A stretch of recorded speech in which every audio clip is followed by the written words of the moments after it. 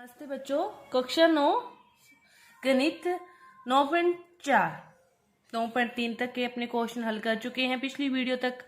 देखो 9.4 का पहला क्वेश्चन क्या दे रखा है कि समांतर चतुर्भुज ए बी सी डी और ए बी ई एफ एक ही आधार पर स्थित हैं, तो उनके क्षेत्रफल क्या हैं, बराबर हैं। तो अपने को क्या करना है कि समांतर चतुर्भुज का जो परिमाप है वो आयत के परिमाप से क्या है, अधिक है।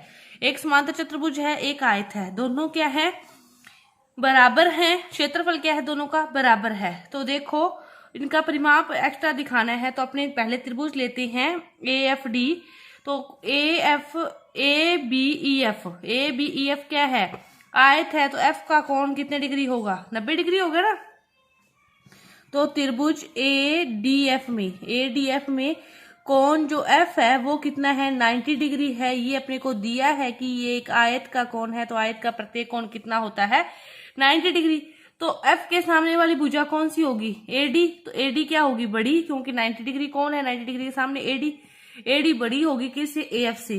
तो एडी क्या होगी, बड़ी होगी एएफ से इस कोण के अकॉर्डिंग, क्योंकि ये त्रिभुज है, त्रिभुज का बड़ा कोण 90 डिग्री है, बाकी दोनों कोण तो 90 से छोटे होंगे, तो इसके सामने वाली भुजा क्या होगी, बड़ी होगी। समीकरण नंबर 1। अब क्या करें, दोनों में ए बी ऐड कर दें, तो ए डी प्लस क्या होगा, ए बी ग्रेटर देन हो जाएगा A F plus A B. अब देखो A D plus A F दोनों को 2 से गुना कर दो दोनों तरफ, तो 2AD प्लस ए बी। तो ये तो क्या बन गया, ए बी ई एफ का। तो ए बी ई एफ क्या है, आयत। तो आयत के परिमाप ए बी ई एफ क्या है, ए डी है, सॉरी ये वाला ए डी है, ए डी। तो ये बी ए बी, तो ये किसका बन गया, ए बी सी डी का। ये तो बन गया ए बी सी डी का परिमाप, और ये बन गया ए बी ई एफ का परिमाप। तो ज्यादा फिर किसका हो गया, समांतर चतुर्भुज का, क्योंकि ए बी सी डी क्या है, समांतर चतुर्भुज है। तो ये इसने पूछा था और यही अपने क्या कर दिया, प्रूव कर दिया। अब देखो दूसरा क्वेश्चन क्या दे रखा है कि आकृति में भुजा बी सी पर कोई दो बिंदु डी ई इस प्रकार है कि बी डी बराबर डी ई बराबर ई सी, की ये तीनों क्या है, बराबर हैं। दर्शाना है कि A B D A D E और इन तीनों का क्षेत्रफल भी क्या है, बराबर है। तो देखो अपने कैसे करेंगे, ये तीनों क्या है, तीनों मध्य बिंदु है।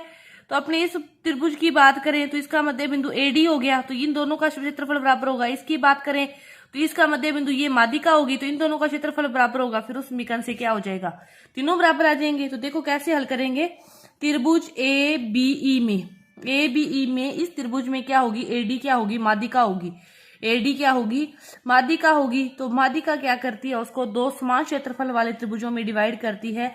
तो area of A B D बराबर होगा area of A D E, समीकरण नंबर 1।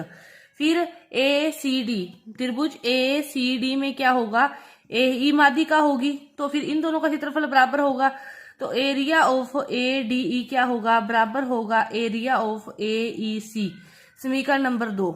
इक्वेशन 1 व 2 से ये इसके बराबर है, ये इसके बराबर है, तो तीनों ही क्या होंगे, आपस में बराबर होंगे। यही अपने को प्रूव करना था। इक्वेशन 1 व 2 से क्या है, area of A B D बराबर होगा area of A D E और बराबर हो जाएगा एरिया ए ई सी के। यही हमें क्या करना था, प्रूव करना था। ये था अपना दूसरा क्वेश्चन। अब देखो तीसरा क्वेश्चन क्या है कि आकृति में A B C D E F ये चारों क्या है, समांतर चतुर्भुज हैं। तो अपने को तो ये त्रिभुजों का क्षेत्रफल क्या करना है, बराबर सिद्ध करना है। तो किस त्रिभुज का करना है, ए डी ई और बी सी एफ। तो दोनों त्रिभुज लेके दोनों को यदि अपने सर्वांग समचित कर दें तो फिर उनका क्षेत्रफल भी बराबर हो जाएगा। तो त्रिभुज लेते हैं ए डी ई और त्रिभुज लेते हैं बी सी एफ। ले लिए कौन सा है, ए डी ई ये रहा, बी सी एफ ये रहा। अब देखो क्या है कि इसमें ये समांतर चतुर्भुज है ए बी सी डी समांतर चतुर्भुज है। तो फिर ये आमने सामने की भुजाएं होगी, एडी और बीसी क्या होगी, बराबर होगी। एडी बराबर होगी बीसी, क्योंकि यहाँ पे ब्रैकेट में लिखोगे कि ए बी सी डी क्या है, समांतर चतुर्भुज है। इसी तरह क्या हो जाएगी, डीई बराबर हो जाएगी सी एफ के, क्योंकि डी सी ई एफ क्या है, समांतर चतुर्भुज है। डी सी ई एफ क्या है, समांतर चतुर्भुज है। इसी तरह फिर ए ई बराबर हो जाएगी बी एफ के, ए ई क्योंकि ये वाला भी क्या है, समांतर चतुर्भुज है। ए ई बराबर हो जाएगी बी एफ के, क्योंकि ए बी ई एफ भी क्या है, एक समांतर चतुर्भुज है। उनकी सम्मुख भुजाएं क्या होती है, बराबर होती है। तो एस नियम से त्रिभुज ए डी ई क्या हो गया, सर्वांग हो गया त्रिभुज बी सी एफ के। यदि ये दोनों सर्वांग हो गए तो दोनों का फिर एरिया भी क्या होगा, बराबर होगा, क्योंकि संगत भाग क्या होते हैं, सर्वांग त्रिभुजों के संगत भाग क्या होते हैं, बराबर होते हैं। और यही हमें क्या करना था, प्रूव करना था, वो अपना आसानी से प्रूव हो गया। ये था तीसरा क्वेश्चन 9.4 का। अब देखो चौथा क्वेश्चन। चौथा क्वेश्चन क्या दे रखा है कि आकृति में ए बी सी डी क्या है, समांतर चतुर्भुज है। बी सी को कोई बिंदु क्यू इस प्रकार बढ़ाया है कि ए डी भुजा डी सी को पी पर प्रतिच्छेद करती है, और तो दर्शाइए कि बी पी सी और डी पी क्यू की इन दोनों का क्षेत्रफल क्या है, बराबर है। ये अपने को क्या करना है, प्रूव करना है। तो पहले देखो, इनको प्रूव करने के लिए पहले अपने ऊपर से चलते हैं, ए डी पी और क्यू पी सी इसका अपोजिट लेते हैं, फिर वो आंशिक भुजा बराबर आके फिर इन दोनों को क्या करेंगे, अपने देखते हैं। पहले अपने देखते हैं त्रिभुज लेते हैं ए डी पी, त्रिभुज लेते हैं ए डी पी, त्रिभुज ले लिया। दूसरा त्रिभुज कौन सा लेना है, क्यू पी सी, त्रिभुज क्यू पी सी। इन दोनों में क्या है, देखो ये है A D P, A B C D क्या है, समांतर चतुर्भुज है, ठीक है।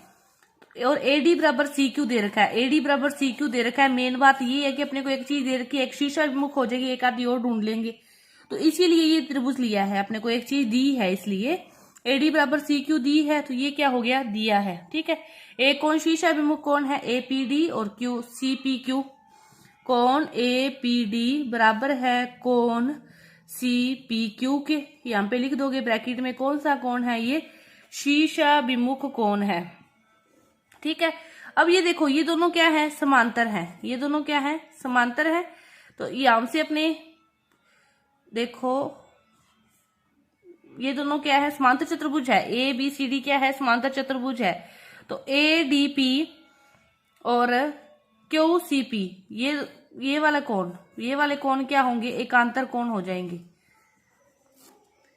ए डी पी बराबर कोण, यहां से ये वाला बिंदु क्या है, पी सी क्यू या क्यू सी पी, यहाँ पे लिख दोगे एकांतर कोण, ठीक है। तो ए एस ए नियम से ये दोनों त्रिभुज क्या हो गए, सर्वांग सम हो गए, कि त्रिभुज ए डी पी क्या हो गया, सर्वांग सम हो गया त्रिभुज क्यू पी सी के। अपने ये प्रूव कर लिया, तो ये प्रूव है, तो फिर क्या हो जाएगा, डीपी बराबर सीपी, डीपी बराबर सीपी आ गया।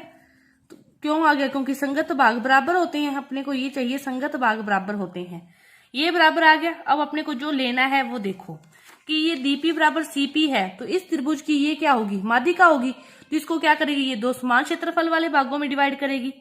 कि इससे तो देखो क्या हो गया, एरिया ऑफ ए डीपी का क्या हो गया, बराबर हो गया area of Q P C का। अब ये इस त्रिभुज की डी क्यू सी त्रिभुज की माध्यिका क्या होगी, क्यू पी, क्यू पी इसकी माध्यिका होगी, क्योंकि मध्य बिंदु है।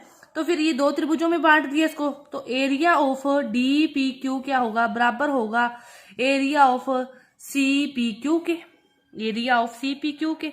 समीकरण नंबर 1। इसी तरह देखो, अब अपने इसको देखें, त्रिभुज पी बी क्यू त्रिभुज को ले, ये वाला त्रिभुज पी बी और क्यू, पी बी क्यू, ये देखो इसमें क्या है, अपने को क्या चाहिए, अपने को चाहिए एक तो डीपी क्यू तो आ गया। अब अपने पास क्या है, सीपी क्यू है, सीपी क्यू को अपने किसी भी तरह बीपीसी के इक्वल लेके जाना है, सीपी क्यू को अपने क्या करना है, बीपीसी के लेके जाना है। तो अपने इस पूरी चीज को देखो, इस पूरी चीज को, तो ये क्या है, इसकी माध्यिका क्या है, पीसी है।